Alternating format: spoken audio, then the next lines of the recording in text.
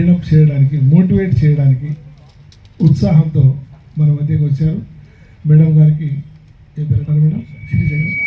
Sirisha madam గారికి స్వాగతం, సుస్వాగతం. Bharat scouts and guides Singareni తరఫున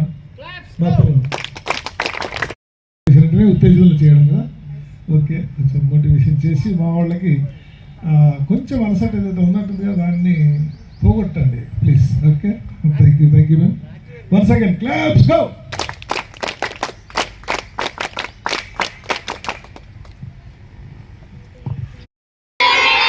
good afternoon everyone. Very good. So మనం ఫస్ట్ మోటివేషన్ ఇలా వెళ్ళేటప్పుడు గేమ్ ఆడుకుని వెళ్దామా? మనకు ఎంకరేజ్మెంట్ ఉండాలి కదా లైఫ్ లో. ఏం లేకపోతే ఇప్పుడు what is respect, what is so and so ఇవన్నీ నేను చెప్పిండాలి అనుకో, మేడం మంచి సోది చెప్పారు, మాకు మస్తు నిద్ర వస్తుంది అన్నం తిని అనుకుంటారు. Right? Yes or no? Yes or no? Okay, మనం చిన్నప్పుడు ఒక గేమ్ ఆడుకున్నాం. 1 2 3 4 5 అప్పుడు బస్ అంటారు. ఐడియా ఉందా? మనం ఇప్పుడు ఆ బస్ బదులు క్లాప్ చేసుకున్నాం. ఓకే, కొంచెం మనం యాక్టివ్ అవడానికి. రైట్?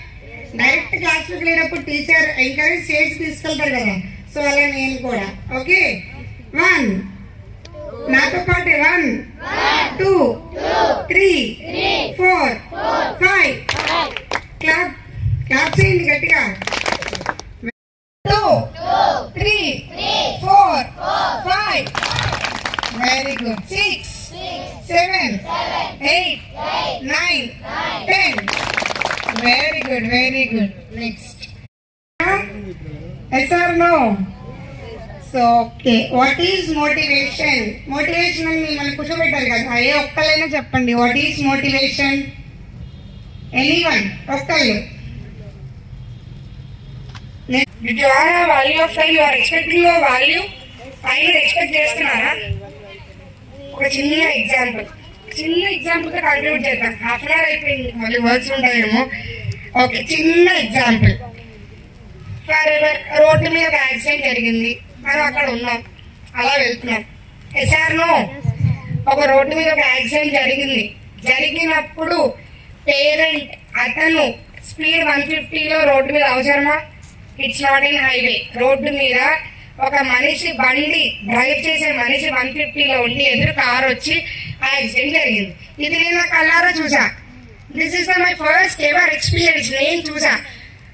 ఆ బండి మీద చనిపోయిన అతనికి ఏం ప్రాబ్లం ఉండదు, కానీ ఆ ఒక్క నిమిషం అతను వెయిట్ చేసి ఆ లో స్పీడ్ కంట్రోల్ చేసుకుంటే తన లైఫ్ ఈరోజు బాగుండేదా?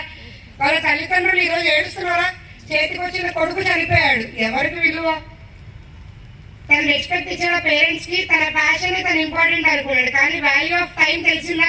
ఒక్క నిమిషం వాల్యూ మనకి తెలిస్తే నిజంగా మనం వేస్ట్ చేసే ప్రతి మినిట్ మనకి ఇంపార్టెంట్ అనుకుంటాం రోజు. మేడం మీరు ఒక్క నిమిషం మేడం వస్తున్నారు, షూ వేసుకోండి. ఇప్పుడు నేను వచ్చాక మీరందరూ ఎంతసేపు పట్టింది ఇక్కడ గ్యాదర్ అవడానికి? 2 minutes మేడం, 3 minutes మేడం. అసలు 2 నిమిషాలు విలువ, సెకండ్ విలువ, మినిట్ విలువ మీ అందరికీ తెలుసా? ఆ పేరెంట్స్ పడే ఘోష చచ్చిపోయిన వాడికి ఏముంటుంది, ఇవాళ పోతే రేపు, అవునా? వాళ్ళకి ఏముండదు. ఆత్మశాంతి తోడడం మనం ప్రేయర్లు చేస్తూ కూర్చున్నాం, పూజలు చేస్తూ. కానీ ఆ బాధపడేది ఎవరు? కడుపు పోతే ఎవరిది? అలాంటి మనం వాల్యూ ఆఫ్ టైం ని ఎవ్రీ టైం వేస్ట్ చేస్తున్నాం రోజు, అవునా కాదా? లంచ్ కి 1 hour ఇస్తే 2 hours తీసుకుంటాం, బ్రేక్ 10 నిమిషాలు ఇస్తే అరగంట తీసుకుంటాం, అవునా కాదా? సో మార్నింగ్ లేవమంటే 1 minute మేడం, కళ్ళ మీద నీళ్ళు కొట్టేస్తున్నా, బెల్లి కొట్టేస్తున్నా అంటే లేవా మేడం, బెల్లి కొట్టేమని should ready and get back to here, అవునా కదా? Yes or no? సో మనం ఎంత టైం వేస్ట్ చేసినాం? రోజుకి 365 రోజులు ఉంటే 360 సెకండ్లు ఉంటే ఏదైనా వేస్ట్ చేయడమే ఎవ్రీ టైం. నిజంగా ఒక హాస్పిటల్లో డాక్టర్ కనుక సర్జరీ చేస్తుండే లోపల పేషెంట్ కి, ఆ బయట నుంచి ఉన్న పేరెంట్స్ కి తెలుస్తుంది ఆ టెన్షన్, అవునా? ఒక గుండె తీసి గుండె పెట్టి లోపల వాడికి ఏముండదు, మట్టిచ్చి పెడతారు. ఆ బయట వెయిట్ చేస్తారు సార్ ఆ కారిడార్ ముందు, వాళ్ళకి టెన్షన్ మామూలుగా ఉండదు. వాడికి సెట్ అవుతుందా, వాడు బతుకుతాడా, రేపటి రోజు వాళ్ళ లైఫ్ ఏంటి అని. ఈ వాల్యూ ఆఫ్ టైం, ఈ ఎగ్జాంపుల్ కనుక మన లైఫ్ లో ఉంటే ఎవ్రీ టైం మనం సక్సెస్ అవుతాం, అవునా? మనం టైం ని వేస్ట్ చేస్తున్నామా? Every time 6 o'clock spot batch close అంటే క్లోజ్ అయిపోయి డిన్నర్ చేసి కాసేపు ఆడుకో. లైఫ్ లో దేన్ని కూడా మిస్ చేసుకోకూడదు. ఆటే కానీ, పాటే కానీ, డాన్సే కానీ. కెరియర్ బిల్డింగ్ కూడా ఇంపార్టెంటే కాదా? టైంని టీవీకి ఒక హాఫ్ అన్ అవర్ కేటాయించిన, ఇంకో హాఫ్ అన్ అవర్ మన వర్క్స్ ఏమున్నాయి, మనకి మార్నింగ్ నుంచి షెడ్యూల్స్ ఏం జరిగాయి, రాత్రిపూట పడుకునేటప్పుడు మీ అందరూ మార్నింగ్ జరిగేది ఎవరైనా రికగ్నైజ్ చేసుకుంటారా మైండ్లో? ఏముండదు, మొబైల్ చూస్తూ పడుకుంటారు, సోల్ చెప్పుకుంటూ పడుకుంటారు. ఇవాళ లీడర్స్ అయినా రేపు ఏ పార్టీ ఉంది, రేపు ఏ పండుగ ఉంది, వంగవాణి వేయాలా, పంజాబ్ కూడా చేయాలా, ఈ చోళ్ళు బాగున్నాయి, ఆస్టెక్స్ బాగున్నాయి, వీళ్ళు వాళ్ళైతే ఏ క్రికెటర్ బాగున్నాడు, ధోని బాగున్నాడా, ఇంకోటి వీళ్ళందరూ ఎంత కష్టపడితే మనం చెప్పుకుంటారు, అవునా కదా? ఎంఎస్ ధోని అప్పుడు ఉంటే మొత్తం అందులో ఉన్న మెంబర్స్ అందరూ విన్ అయిపోతుంది ఇండియా టీము. ధోని అప్పుడు ఉంటే ఇండియా టీం విన్ అయిపోతుంది. లోపల క్రికెటర్స్ ఎవరు వర్క్ చేయగలరా? అంతే కదా? ఎస్ఆర్లో మన క్లాస్లో ఒకటి 90% వస్తుంది, మిగతా ఉంటే పాస్ అయిపోయినట్టే. మనం ఎందుకు కష్టపడటం? అంతేనా? సో ఇది లైఫ్, ఇలా ఉంటే లైఫ్. ఎలా ఉంటే లైఫ్ ఎప్పుడు టైంని దేనికి సాగ్రిగేట్ చేసుకోవడం నేర్చుకోవాలి. నేను ఈ టైంని ఇంతవరకు సాగ్రిగేట్ చేశాను, సో ఈ టైంని నేను ప్లాంటింగ్ చేసుకోవచ్చు. ఎవరైనా నేచర్ దగ్గరికి వెళ్తారు, అబ్బో నా వల్ల కాదు అంటారు. ఇంట్లో పూలు కోసుకురామంటే కోసుకురారు. ఎందుకు కోసుకురావడం? అసలు అవన్నీ ఎంత ఎన్విరాన్మెంట్ మన మైండ్కి పీస్ ఇస్తుంది. ఒక్క వాకింగ్ ఎబ్బే అసలు దానికి షూ కావాలి, జిమ్ చేయమంటే వాడు ఎవడో చెప్పాడు జిమ్ డ్రెస్ కొనుక్కోవాలి, జిమ్ షూ కొనుక్కోవాలని. అలా ఉంటుంది మన పరిస్థితి. అంతేనా? ఫంక్షన్ రాగానే రెడీ అవ్వటం ఓకే, అది రెడీ అయినంత ఫంక్షన్ టైం వరకు. ఎందుకంటే టైం అంతా మనకు ఒక రెగ్యులర్ షెడ్యూల్ ఉంటుంది కదా. మార్నింగ్ ఫంక్షన్ చేయాలని అశ్వ అని మధ్యాహ్నం వచ్చి ఏసీ వేసుకొని పడుకొని సాయంత్రం టైం పాస్ చేస్తే డే అయిపోయిందా, టైం అయిపోయిందా? 10th క్లాస్ వాళ్ళకి 365 రోజులు పట్టించుకోరు, చివరి 65 రోజులు చదివేస్తూ ఉంటారు. ఎందుకు చదవడం? ముందు నుంచి నువ్వు రోజుకు ఒక ½ అన్ అవర్ చదువు.